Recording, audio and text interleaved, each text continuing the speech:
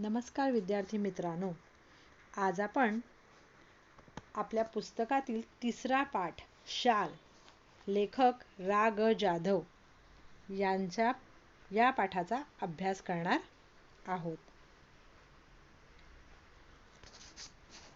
आपल्या समोर शाल या पाठाचा परिचय दिलेला आहे. या पाठाचे जे लेखक आहेत, लेखक रा. ग. जाधव, त्यांचा थोडक्यात परिचय आहे, तो आपण आधी वाचणार आहोत. त्यानंतर आपण पाठाला सुरुवात करू. लेखक रा. ग. जाधव यांचा जन्म 1932 ते 2016 पर्यंतचा काळ आहे. हा 1932 मध्ये त्यांचा जन्म झालेला आहे आणि 2016 मध्ये त्यांचा मृत्यू झालेला आहे. कवी, समीक्षक, ललित लेखक, साहित्याची जाण आणि बहुआयामी समीक्षा वृत्ती यातून त्यांची समीक्षा विकसित झाली. व्यापक वाङ्मयीन दृष्टिकोन आणि चिंतनात्मकता ही त्यांच्या समीक्षेची वैशिष्ट्ये आहेत. त्यांच्या समीक्षा विषयक लेखनाची 30हून अधिक पुस्तके आहेत. त्यांचे साहित्य आणि सामाजिक संदर्भ आनंदाचा डोह, निळी पहाट, आधुनिक मराठी कवयित्रींची कविता, साठोत्तरी मराठी कविता व कवी, आगळी वेगळी नाटकं ही समीक्षात्मक पुस्तके, वियोगब्रह्म, मावळतीच्या कविता हे कविता संग्रह इत्यादी लेखन प्रसिद्ध आहे. 1970 ते 1990 या काळात ते विश्वकोशाच्या संपादनात सहभागी होते. आता आपल्याला हा परिचय वाचल्यानंतर एक गोष्ट लक्षात येते की मराठी साहित्यामध्ये खूप मोलाचं असं योगदान देणारे हे लेखक आहेत. आणि सगळ्यात महत्त्वाचं म्हणजे समीक्षक. समीक्षक म्हणजे काय, तर क्रिटिसायझर, टीकाकार. त्याने बऱ्याच विषयांवर त्यांनी काय केलेलं आहे, आपलं लेखन केलेलं आहे. आपण यांचं सगळ्यात मोठं योगदान काय माहिती मित्रांनो, मराठी विश्वकोश जो तयार झाला ना, ज्याला तुम्ही इनसायक्लोपीडिया म्हणता, तो मराठी भाषेचा पण आहे, हो की नाही. त्या तयार करण्याच्या कामामध्ये 20 वर्ष लागली आणि या 20 वर्षात त्यांनी काय केलेलं आहे, आपलं खूप मोठं मोलाचं योगदान दिलेलं आहे. अशा या अत्यंत प्रतिभावंत लेखकाने लिहिलेला पाठ आपण आज अभ्यासणार आहोत. आता या पाठात काय पाहायचं आहे ते आपल्याला पुढच्या या पॅरेग्राफमध्ये दिसतंय. शालीभोवती असलेल्या लेखकाच्या आठवणी या पाठातून व्यक्त झाल्या आहेत. शाल ही प्रतिकात्मक आहे. शालीमुळे येणाऱ्या शालीनतेचा संदर्भ अंतर्मुख करणारा आहे. पाठातील औदार्याचे उदाहरण हे माणसाची संवेदनशीलता जपणारे आहे. वस्तूच्या संदर्भातील आठवणीचे मोल महत्त्वाचे असते. कोणत्याही निर्जीव वस्तूशी निगडीत असलेले संदर्भ मानवी भावना तरळ ठेवतात. वस्तूंशी निगडीत कोणतीही आठवण असो अथवा प्रसंग, त्याचे मानवी संदर्भ सर्वार्थाने महत्त्वाचे ठरतात. आता ह्याच्यात काय सांगायचं आहे, शाल तुम्हा सगळ्यांना माहिती है, आप सबको मालूम है.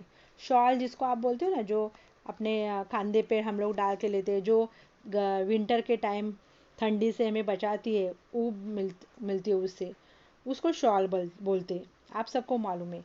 उसको महावस्त्र भी कहा जाता है. महावस्त्र क्यों कहा जाता है, कोई भी बड़ा प्रोग्राम हो, स्पेशली साहित्य से रिलेटेड प्रोग्राम जब होते हैं ना, तो ऐसे प्रोग्राम में जो प्रमुख अतिथि होते, चीफ गेस्ट होते, उनको फेलिसिटेट करने के लिए शाल और नारियल देके उनका सम्मान किया जाता है. तो ऐसा ये शाल, ये महावस्त्र है, दूसरा कुछ भी कपड़ा नहीं देते, शॉल देते.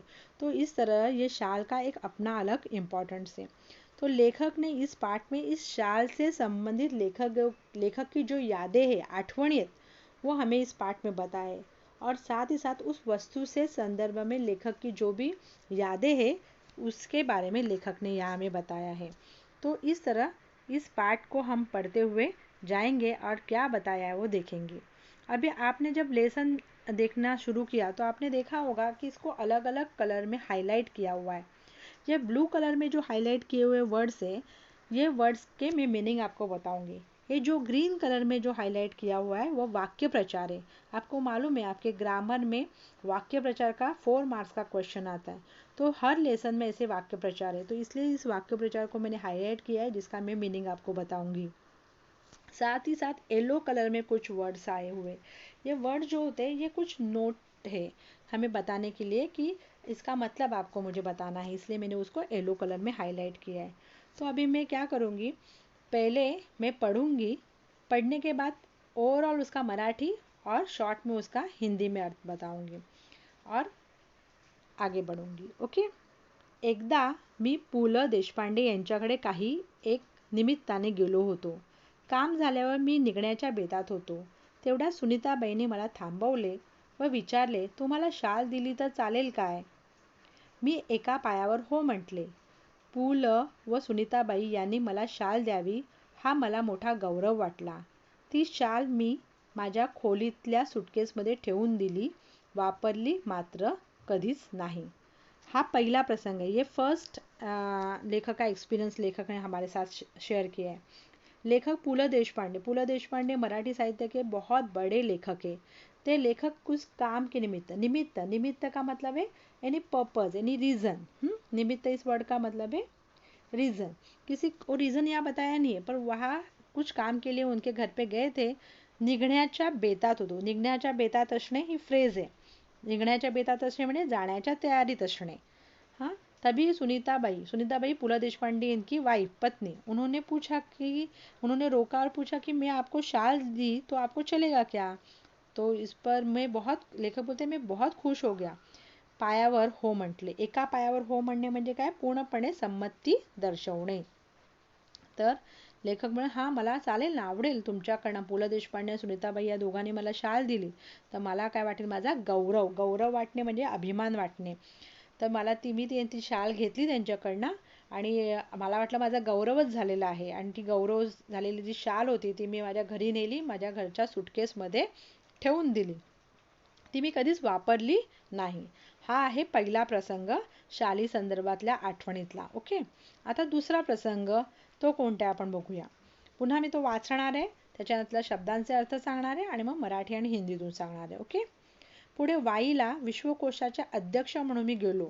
तिथे नदीकाठच्या प्राज्ञ शाळेच्या खोलीत मी राहत असे. खोलीच्या दक्षिणेकडील खिडक्या कृष्णा नदीच्या चिंचोळ्या प्रवाहावर होत्या. थंडीच्या दिवसात एक बाई माझ्या खिडकीखालील घाटाच्या छोट्या तटावर तिचे छोटे मूल एका टोपलीत ठेवून मासे पकडण्याच्या उद्योगात होती. तिचे बाळ कडाक्याच्या थंडीने कुडकुडत रडत होते, पण आई तिकडे बघत नव्हती. मला मात्र राहवले नाही. मी सुटकेसमधील पुलकित शाल काढली, 5-50 रुपयाच्या नोटा काढल्या व त्या बाईला हाक मारली. खिडकीतून ते सर्व खाली दिले आणि म्हटले, त्या बाळाला आधी शालीत गुंडाळ आणि मग मासे मारत बैस. या घटनेची ऊब पुलकित शालीच्या उबेपेक्षा अधिक होती. आता इथे आलेले शब्द बघूया. हा येलो कलरमध्ये दिलेला आहे विश्वकोश. विश्वकोशचा अर्थ आहे सर्व विषयाचे सखोल ज्ञान देणारा ज्ञानकोश, म्हणजे इनसायक्लोपीडिया. ओके. त्याच्यानंतर वर्ड्स आहे चिंचोळ्या. चिंचोळ्या म्हणजे निमुळत्या, नॅरो. प्रवाह म्हणजे वाहण्याचा ओघ, फ्लो. त्याच्यानंतर टोपली म्हणजे काय? तर बांबू किंवा वेताच्या लाकडापासून बनवलेले साधन, स्मॉल राऊंड बास्केट. ओके. त्याच्यानंतर कडाक्याच्या थंडीने कुडकुडणे म्हणजे काय? खूप थंडी वाजणे, थरथर कापणे, थंडीने गारठून जाणे. ओके. हाक मारणे म्हणजे बोलावणे, टू कॉल. शाल म्हणजे शालीमध्ये गुंडाळणे. आता हा दुसऱ्या प्रसंगात लेखकांना काय सांगायचं आहे की लेखक विश्वकोशाच्या कामासाठी गेले होते वाईला. वाई कुठे? साताऱ्यामध्ये. आणि त्या साताऱ्यातल्या वाईमध्ये गेल्यानंतर तिथे एका ठिकाणी लेखक जिथे राहत होते त्या खोलीच्या बाहेर दक्षिण साईडला म्हणजे साऊथ साईडला एक नदी होती, कृष्णा नावाची नदी. तिचा छोटासा प्रवाह दिसत होता आणि तिथे एक बाई जी आहे ती सकाळच्या थंडीच्या दिवसामध्ये तिथे आली होती आणि तिने आपल्या मुलाला, छोट्याशा बाळाला एका टोपलीत ठेवलं होतं आणि त्या टोपलीत ठेवून ती मासेमारीचं काम करत होती, नदीतले मासे पकडत होती. थंडी खूप असल्यामुळे आणि नदीच्या जवळ जास्तच थंडी वाटत असल्यामुळे ते बाळ काय झालं, थंडीने रडत होतं, कुडकुडत होतं. पण आई ते मासे पकडायचे होते तिला, कारण ती गरीब असेल कदाचित, त्यामुळे ते मासे पकडून ते विकायचे हे सगळं ज्या डोक्यात असल्यामुळे आपल्या रडणाऱ्या बाळाकडे ती लक्ष देत नव्हती. पण हे सर्व कुठे लेखकाच्या खिडकीच्या खाली असल्यामुळे लेखकाला ते दिसलं आणि लेखकाला वाईट वाटलं. त्यांनी काय केलं, पटकन आपल्या सुटकेस खोलली. त्या सुटकेसमध्ये ती पु ल देशपांडेंनी दिलेली शाल होती ना, ती शाल होती आणि म्हणून त्यांनी त्याला म्हटले पुलकित शाल. पुलकित म्हणजे इथे पुलकित या शब्दाचे दोन अर्थ आहेत. एक पु ल देशपांडे यांनी दिलेली शाल आणि दुसरी पु ल देशपांडे यांनी दिल्यामुळे लेखक आनंदाने मोहरून गेले असलेली ती जी शाल होती, ती शाल घेतली त्यांनी आणि 5-50 रुपयाच्या नोट काढल्या आपल्याकडनं आणि त्या बाईला हाक मारून दिली आणि तिला काय सांगितलं की बाळाला या शालीमध्ये आधी तू गुंडाळ आणि मग तू काय कर, बाळाला थंडी वाजायची बंद होईल, मग तू त्याला काय कर, मासे मारत बस. लेखक म्हणतो पु ल देशपांडेंनी जेव्हा मला ती शाल दिली होती तेव्हा मला इतका गौरव वाटला होता आणि त्या गौरव वाटल्याची जी ऊब होती, ती ऊब मला आज जास्त मोठ्या प्रमाणात जेव्हा ती शाल मी त्या बाळाला गुंडाळायला दिली तेव्हा मला ती जास्त जाणवली, जास्त मला त्याचा आनंद वाटला. ती ऊब मला वाटलं की ती शालीचा खरा उपयोग खऱ्या अर्थाने काय झालेला तिथे झालेला आहे. अभी इसी को हिंदी में बता रही हूँ. लेखक विश्वकोश के काम के लिए इंसाइक्लोपीडिया का काम 20 साल वो कर रहे थे. तो उस काम के लिए लेखक सातारा में वाई जो एक प्लेस है वहाँ गए थे. वहाँ लेखक को रहने के लिए जो खोली थी, जो रहने का जो रूम था, वो दक्षिण साइड में उसकी खिड़की थी और वहाँ एक कृष्णा नाम की नदी है. उस नदी के पास तट यानी उसके नदी के किनारे एक औरत अपने बच्चे को एक छोटी सी टोपली में रख के मछलियाँ पकड़ने का काम कर रही थी और वो ठंडी के दिन थे और इसलिए वो बच्चा उस ठंडी के मारे बहुत कोल्ड के मारे बहुत ये काँप रहा था. पर माँ जो थी उसका ध्यान वहाँ नहीं था बच्चे के रोने पर. तो लेखक ने क्या किया, वो सब देखा और लेखक ने अपने सूटकेस में से पु ल देशपांडे इन्होंने जो शॉल उनको दी थी, उस शॉल को उन्होंने क्या किया, निकाला और कुछ पैसे लिए, उस औरत को आवाज़ दिया, उसको बोला कि ये जो पैसे है वो अपने पास रखो और इस बच्चे को इस शॉल में गुंडाळ यानी फोल्ड करो और फिर तुम अपना मछली मारने का काम करते बैठो. लेखक बोलते हैं उस समय मुझे पु ल देशपांडे इन्होंने जब मुझे वो शॉल दी थी तो मुझे अपना जो गौरव लगा था, उस गौरव की जो फीलिंग थी उससे ज़्यादा अभी मुझे और ज़्यादा अच्छी फीलिंग मिली जब उस बच्चे को पु ल देशपांडे इन्होंने दी हुई शॉल को जब उस बच्चे के लिए यूज़ हुआ तो मुझे बहुत खुशी मिली और उसका जो खुशी का जो हीट है ना, वो मुझे यहाँ ज़्यादा फील हुई, ऐसे उन्होंने यहाँ बताया है. इसके बाद लेखक ने तीसरा प्रसंग हमारे साथ शेयर किया है. अभी वो तीसरे एक्सपीरियंस क्या है देखते हैं. कविवर्य नारायण सुर्वे खूप सभा संमेलनं गाजवत. पुढे ते साहित्य संमेलनाचे अध्यक्षही झाले. परिणामतः त्यांच्या कार्यक्रमांना अहोरात्र भरतीच असे. प्रत्येक कार्यक्रमात सन्मानाची शाल व श्रीफळ त्यांना मिळत राही. एकदा ते मला म्हणाले, या शाली घेऊन मी आता शालीन बनू लागलो आहे. त्यांच्या बोलण्यातील उपरोधिक खोच माझ्याच नव्हे तर कोणाच्याही सहजपणे लक्षात येणार होती. शाल व शालीनता याचा संबंध काय? खरे तर खरीखुरी शालीनता शालीविना शोभते. सुर्वे मुळातच शालीन. शालीच्या वर्षावाखाली त्यांची शालीनता कधी हरवली नाही, कधी क्षीणही झाली नाही. मी कविवर्यांना म्हटले, शालीमुळे शालीनता येत असेल तर मी कर्जबाजारी होईन, भिकेला लागेन, पण शेकडो शाली खरेदी करून सर्वांना एक एक शाल लगेच नेऊन देईन. यावर तो शालीन कवी मनापासून हसला. शालीमुळे शालीनता येते की जाते या प्रश्नाचे माझे उत्तर जाते असेच आहे. सन्मान करण्याच्या रूपाने आपण खरे तर एक शालीन जग गमावून बसण्याचा धोकाच मोठा आहे. आता हा तिसरा प्रसंग बघूया आपण. सभा संमेलन. सभा संमेलन या शब्दाचा अर्थ आहे मीटिंग, कॉन्फरन्स. ओके. साहित्य संमेलन म्हणजे साहित्याचा मेळावा, द लिटरेचर कॉन्फ्रेंस. तो नारायण सुर्वे ये बहुत बड़े कवि है थे और ये जो नारायण सुर्वे ना जेव्हा ते साहित्य संमेलनाचे अध्यक्ष झाले तर मग त्यांना बऱ्याच कार्यक्रमाला बोलवण्यात यायला लागले, सभांना, संमेलनांना. आणि त्या कार्यक्रमाला जेव्हा ते जायचे तेव्हा तिथे गेल्यानंतर त्यांना शाल आणि श्रीफळ मिळायला लागलं, त्यांचा सन्मान केला जायचा, त्यांना फेलिसिटेट केलं जायचं. आणि अशा प्रकारे नारायण सुर्वे यांच्याकडे सुद्धा शाली जमा व्हायला लागल्या, खूप शाली जमा झाल्या. एकदा लेखक त्यांना भेटले तर त्यांनी त्यांना सांगितले की बघा, माझ्याकडे इतक्या शाली मिळून मिळून आता मी शालीन झालेलो आहे. त्यांच्या बोलण्याचा उपरोधिक, शालीन या शब्दाचा अर्थ आपल्याला इथे बघायचा आहे. शालीन या शब्दाचा अर्थ लेखकांनी म्हटले नम्र, लीन, हंबल. ओके. आणि उपरोधिकपणे काय, किंवा टोमणा असलेला, मनाला लागेल अशा पद्धतीने.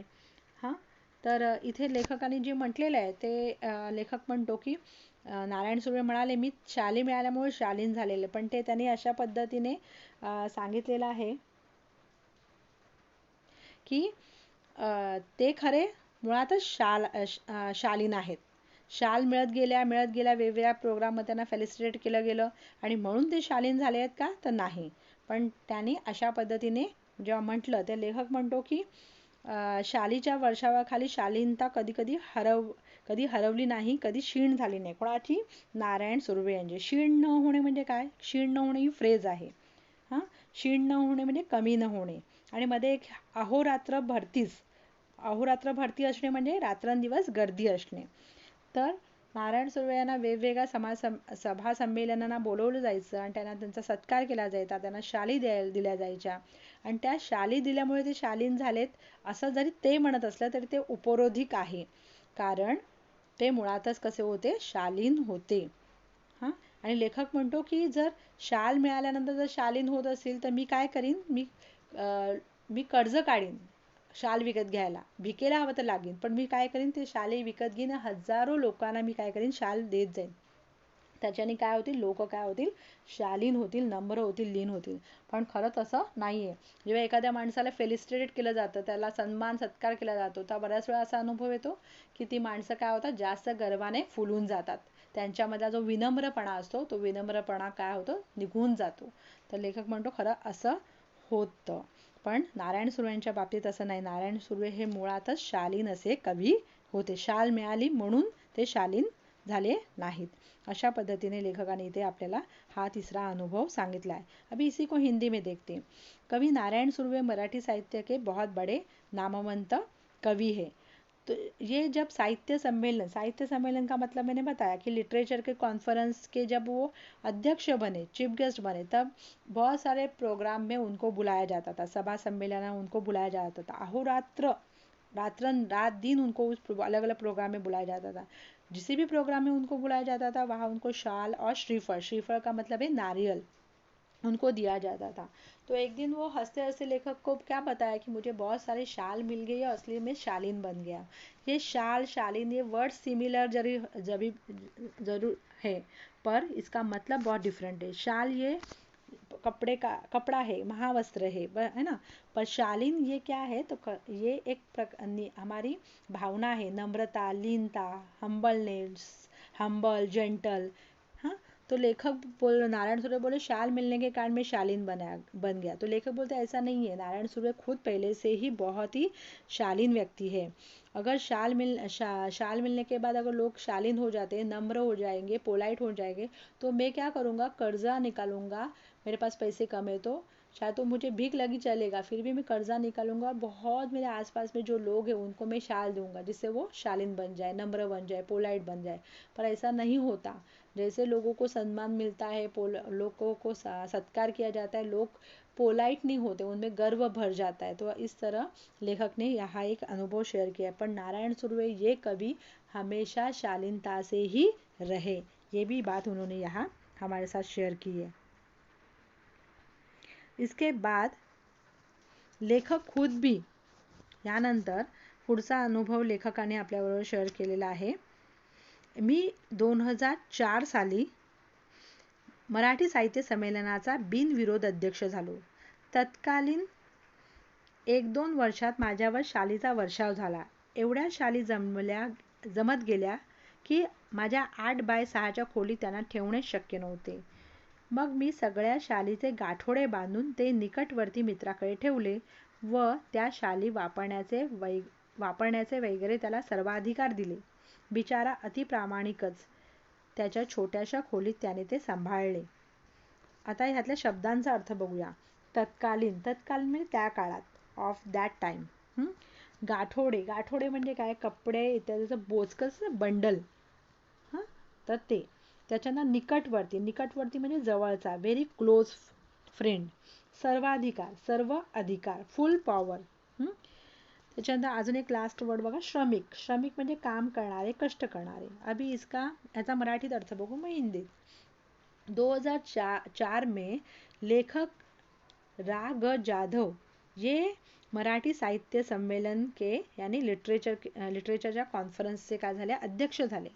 आणि मग त्यांच्यावर सुद्धा वेगवेगळ्या प्रोग्रामला त्यांना बोलवलं गेलं आणि वेगवेगळ्या प्रोग्राममध्ये 1-2 वर्षात त्यांच्यावर सुद्धा सत्कार त्यांचा होत गेला आणि त्यांना भरपूर शाली मिळायला लागल्या.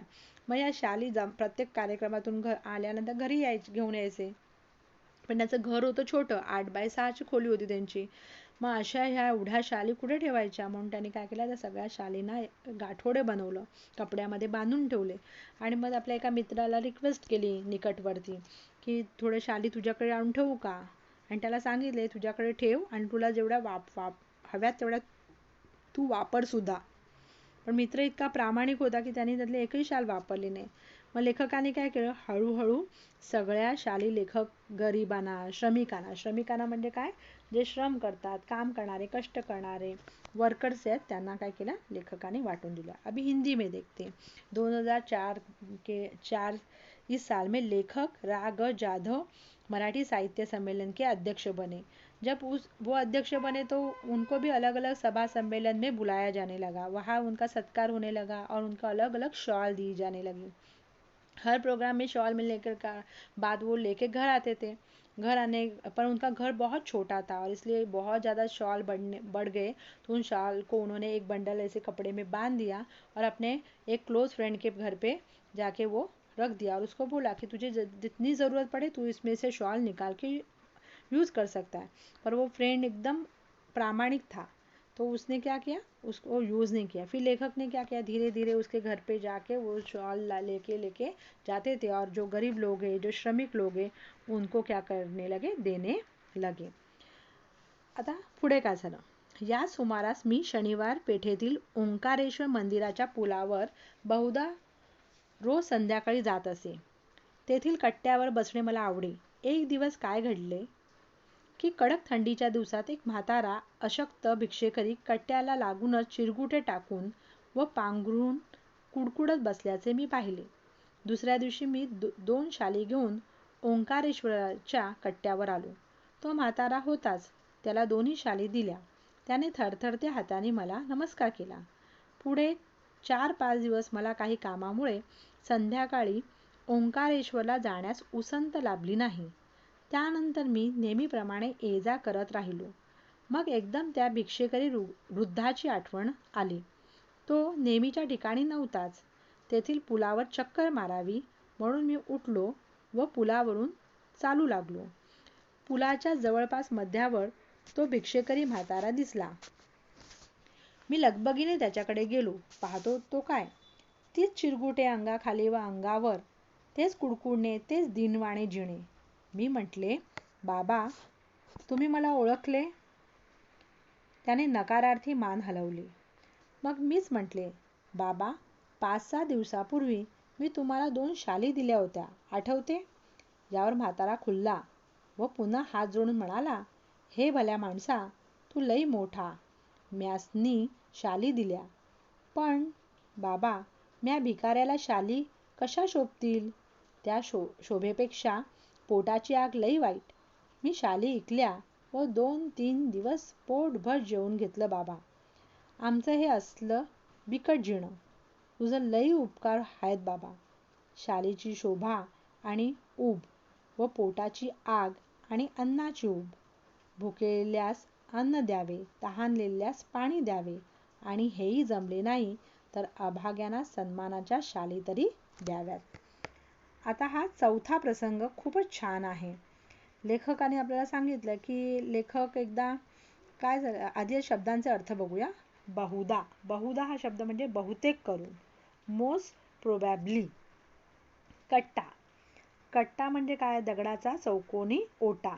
Platform, stone platform. चिरगुटे. चिरगुटे म्हणजे काय, तर कपड्यांच्या चिंध्या चिंध्या, फट्या हुआ कपडा. पांघरुण. पांघरुण म्हणजे काय, अंग झाकून अंगावर जे घेतात ना त्याला पांघरुण म्हणतात. त्याच्यानंतर नेक्स्ट फ्रेज आहे उसंत न मिळणे किंवा उसंत लाभली नाही म्हणजे उसंत न मिळणे म्हणजे रिकामा वेळ न मिळणे. ये जा करत म्हणजे ये जा करणे, जाणे येणे करणे. त्याच्यानंतर भिक्षेकरी वृद्ध. भिक्षेकरी म्हणजे भीक मागणारा, बेगर. आणि वृद्ध म्हणजे म्हातारा, एजेड माणूस, वय झालेला माणूस.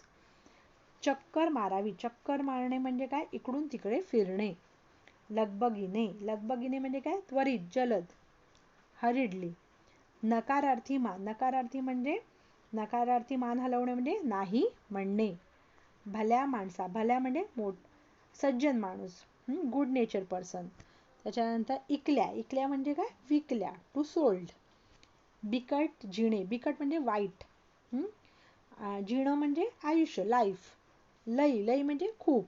आणि सन्मानाच्या. सन्मान म्हणजे काय, एखाद्याचा सत्कार करणे. ओके, सन्मान म्हणजे सत्कार. तर आपण या शब्दांचा आता अर्थ बघितला. आता यात काय सांगितले ते आधी मराठीतून बघूया. काय झालं, लेखक शनिवार पेठेतल्या ओंकारेश्वर मंदिर आहे. शनिवार पेठेतल्या एका ठिकाणी महादेवाचं, शंकराचं मंदिर आहे. तर तिकडच्या पुलावर लेखक बहुधा बऱ्याचदा संध्याकाळी जात असायचे आणि त्या कट्ट्यावर तिथे मस्त बसायचे निवांतपणे. तर असंच एक दिवशी लेखकाने बघितलं की एक थंडीचे दिवस होते आणि एक म्हातारा जो आहे तो तिथे त्या कट्ट्यावर बसला होता. तो म्हातारा अत्यंत अशक्त होता आणि त्याने अंगावर एक कपडा, फाटलेले कपडेचे चिरगुट शब्द सांगितला, म्हणजे फाटलेल्या चिंध्या झालेले कपडे अंगावर पांघरून सुद्धा घेतला होता आणि खाली सुद्धा अंतरलं. त्याच्यात तो कुडकुडत बसला होता. लेखकाने जे पाहिलं तर लेखकाला खूप दया आली. लेखक अगदी मनातून एकदम हळवी व्यक्ती असल्यामुळे लेखकाने काय केलं, घरी गेल्यानंतर 2 शाली घेतल्या आणि लेखक त्या ओंकारेश्वरच्या कट्ट्यावर आले आणि त्याने त्या शाली ज्या आहेत त्या म्हाताऱ्या माणसाच्या हातात देऊन टाकल्या.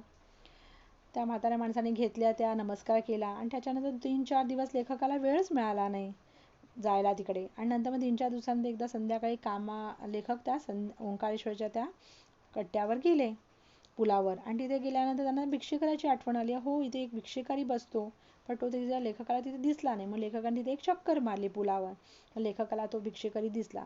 मग तिथे गेल्यानंतर लेखकाने काय बघितलं की हा भिक्षेकरी त्या दिवशी सारखाच आज पण चिरगुटच त्याने अंगावर घातलेले आहेत, अंगावर पांघरलेले आहेत आणि तो कुडकुडच तसाच एकदम दीनवाणा बसलेला आहे. लेखकाला आश्चर्य वाटलं की अरे, आपण त्याला 2 शाली दिल्या, मग आता काय असे फाटलेले चिंध्या घालून बसलाय. म्हणून लेखक त्याच्या जवळ गेले. लेखकाने त्याला विचारलं, तुम्हाला ओळखलं का? तर तो नाही म्हणाला. मग लेखकाने त्याला आठवण करून दिली की मी 5-6 दिवसापूर्वी तुला 2 शाली दिल्या होत्या. त्या म्हाताऱ्याला एकदम आठवलं, तो एकदम खुश झाला, खुलला तो. आणि त्याने काय हात जोडून म्हटलं की तू खरंच एक चांगला सज्जन माणूस आहेस, भला माणूस आहेस, तू मला त्या 2 शाली दिल्यास. पण मी भिकारी माणूस, मी शाल पांघरून बसायला, मी काही मोठा सन्मान, काही कौतुकाचं काही काम केलेलं नाही आहे. त्यामुळे मी काय भिकारी माणूस असल्यामुळे मी ती शाल अंगावर पांघरून बसलो तर मला कोण भीक देणार? हो की नाही, माझ्यावर छान शाली अंगावर घालून बसल्या तर कोण मला भीक थोडी देणार आहे. पण म्हणून मी काय केलं, त्या शालीना घेतलं आणि विकून टाकलं. आणि विकल्यानंतर काय केलं, त्याचे जे पैसे मिळाले त्याच्यावर मी चांगले 2-3 दिवस अगदी पोटभर छान जेवलो. आमचं जीवन कसं आहे, असंच बिकट आहे, वाईट आहे आणि त्यामुळे आम्हाला हे असं शाल अंगावर पांघरून बसणं शक्य नाही, असं त्यांनी सांगितलं. ह्यावर लेखक काय म्हणतो की ह्या शालीची जी शोभा आहे ना, ऊब जी आहे ती पोटाची आग आणि अन्नाची ऊब, म्हणजे शालीची शोभा त्या त्या व्यक्तीलाच तिथे शोभून दिसते. शाल ही सन्मानाचं, सत्काराचं, मानाचं चिन्ह आहे. ती तुम्ही एखाद्या माणसाला सन्मान करताना द्याल तर चांगलं आहे, पण एखाद्या गरीब माणूस त्याचं पोट भुकेने तडफतंय, त्या माणसाला तुम्ही त्याला भूक लागली प्रचंड, त्याला तुम्ही शाल दिली तर त्याला त्याचं काहीच कौतुक वाटणार नाही, काहीच आनंद मिळणार नाही. कारण तेव्हा त्याला कशाची गरज आहे, अन्नाची गरज आहे. म्हणजे शालीपासून मिळणारी ऊब ही सन्मान करणाऱ्या माणसासाठी महत्वाची आहे, तशी भूक लागलेल्या माणसाला अन्नाची ऊब महत्वाची आहे. आणि म्हणून लेखकाने लास्टला इथे आपल्याला सांगितलं की ज्याला भूक लागली त्याला अन्न द्या, ज्याला तहान लागली त्याला पाणी द्या. आणि या अशा अभाग्या माणसाला तुम्ही काहीच करू शकत नसाल तर तुमच्याकडे ज्या सन्मान मिळाल्यानंतर ज्या शाली आहेत ना, त्या या लोकांना द्या, ज्याचा उपयोग करून ते आपली काय करतील, आपली गरज भागवतील. तर अशा पद्धतीने इथे लेखकाने आपल्याला शालीचा आणखीन एक प्रसंग सांगितलेला आहे. आता ह्यालाच हिंदीमध्ये सांगते. लेखक शनिवार पेठेतील ओंकारेश्वर मंदिराच्या पुलावर हर शाम को, ओंकारेश्वर नाम का एक भगवान शंकर का मंदिर था, शनिवार पेठ ये प्लेस है, वहाँ लेखक हर शाम को जाते थे. वहाँ एक कट्टा था, उस पे बैठते थे. वो ठंडी के दिन थे, तो उस पुल यानी ब्रिज पे एक बूढ़ा आदमी जो भिखारी था, वो ठंडी के कारण अपने बदन पे कुछ फटे कपड़े डाल के बैठा हुआ था, और ठंडी के फटे हुए कपड़े के कारण उसको बहुत ही ठंडी लग रही थी. वो कुड़कुड़त वो था. तो लेखक ने देखा, लेखक बहुत ही संवेदनशील लेखक व्यक्ति है, और इसलिए उन्होंने क्या किया, घर पे गए और नेक्स्ट डे वो 2 शॉल अपने घर से लेकर आए और उस बूढ़े आदमी को दिए. तो बूढ़े आदमी ने बहुत ही खुशी से कांपते हुए हाथ से उसको शॉल को ले लिया और नमस्कार किया. फिर 3-4 दिन लेखक को काम के कारण वहाँ जाने को मिला नहीं. फिर एक दिन वो लेखक जब वहाँ गए तो लेखक ने क्या देखा कि वो आदमी वहाँ नहीं था ब्रिज पे. फिर लेखक ने थोड़ा आसपास देखा तो एक पुल के ही एक जगह पे वो उसको लेखक को दिखाई दिया. लेखक उसके पास गए तो देखा क्या कि अरे उस दिन जैसा ही है, आज भी फटे पुराने ही कपड़े डाल के बैठा है और ठंडी में काँप रहा है. लेखक उसके पास गया और लेखक ने उसको पूछा कि क्या आपने मुझे पहचाना क्या. तो उस बूढ़े आदमी ने नहीं बोला. फिर लेखक ने उसको याद दिलाया कि 4-5 दिन पहले मैंने आपको 2 शॉल दी थी, आपको याद है क्या. तो वो आदमी बहुत खुश हो गया. उसने हाँ बोला कि मुझे याद है, आप बहुत अच्छे इंसान हो कि आपने मुझे शॉल दी. तो लेखक को उसने बोला कि मैं एक भिखारी हूँ, मैं शॉल डाल के बैठूंगा तो मुझे कहाँ से लोग भीख देंगे. तो मैंने वो शॉल को बेच दिया और 2-3 दिन में पेट भर उस अच्छे शॉल को मैंने बेचने के बाद अच्छे पैसे मिले. तो उस शॉल को बेचने के बाद जो पैसे मिले उससे मैंने पेट भर 2-3 दिन खाना खाया. हमारा जीना ऐसा है. वो बोल रहा है कि तो तब लेखक बोल रहा है कि जो संशाल जो है वो सम्मान का सत्कार का प्रतीक है. तो इसलिए जिसको भूख लगी है उसको आप शॉल दोगे तो उसको उसका कुछ फ़ायदा नहीं है. उसको भूख लगी है उसको खाना देना चाहिए, जिसको प्यास लगी है उसको पानी देना चाहिए. और ऐसे जो लोग हैं जिनके पास कुछ नहीं है, तो आप क्या कर सकते हो. आपके पास अगर ऐसी शॉल जो है जमा हुई, आपके सत्कार सम्मान आपका हुआ है और आपके पास ऐसी जो शॉल है, उन शॉल को आप क्या करो, इन लोगों को दो, जिसका वो क्या करेंगे उनकी ज़रूरत के हिसाब से यूज़ कर सकते हैं. इस लेसन में शाल और शालीनता ये एक वर्ड्स आया हुआ है जो क्वेश्चन में पूछा जाता है. शाल जो है ये कपड़ा है जो हम लोग अपने शरीर पे बदन पे डालते हैं जिससे हमें ठंड कम लगती है. और शालीनता इस वर्ड का मतलब होता है नम्र, लीनता. इधर शाल शालीनता ये दोनों वर्ड साम्य दिखाने वाले शब्द है, फिर भी दोनों का मतलब बहुत अलग है. शाल जिसको मिलती है उसको सत्कार होता है, सम्मान होता है. और सत्कार सम्मान होने के बाद इंसान को कैसा होना चाहिए, तो शालीन होना चाहिए, नम्र होना चाहिए, लीन होना चाहिए. अगर शाल मिलने के बाद यानी सम्मान मिलने के बाद अगर आप में गर्व आ जाता है, आप पोलाइट नहीं रहते, तो उसका कुछ भी उपयोग नहीं है. इस तरह लेखक रा. ग. जाधव यांनी शाल हा पाठात शालीविषयीच्या आठवणी आपल्यापुढे सांगितल्या आहेत. आणि वस्तूशी निगडीत माणसांच्या कशा आठवणी असतात ते आपल्याला वेगवेगळ्या प्रसंगातून सांगितलेले आहे. आपल्याला या पाठात एकूण 4 प्रसंग लेखकांनी सांगितले. एक पु ल देशपांड्यांबरोबरचा एक प्रसंग, दुसरा साताऱ्यातील वाईचा, लेखक तिथे विश्वकोशाचं काम करताना त्या मासे मारणाऱ्या बाईचा जो अनुभव आहे तो प्रसंग. तिसरा प्रसंग कवी नारायण सुर्वे यांच्या बाबतीतला. आणि चौथा प्रसंग ओंकारेश्वर मंदिराच्या त्या भिकाऱ्याच्या संदर्भातला. अशा पद्धतीने लेखकाने 4 शालीचे प्रसंग आपल्यासमोर सांगून शाली संदर्भातल्या लेखकाच्या ज्या काही आठवणी आहेत आणि त्याचे जे महत्त्वाचे जे विचार आहेत ते आपल्यासमोर काय केले, त्या प्रस्तुत पाठात लेखकाने व्यक्त केलेले आहेत. तर अशा पद्धतीने आपण आज लेखक रा. ग. जाधव लिखित शाल या पाठाचा अभ्यास केलेला आहे. तर धन्यवाद.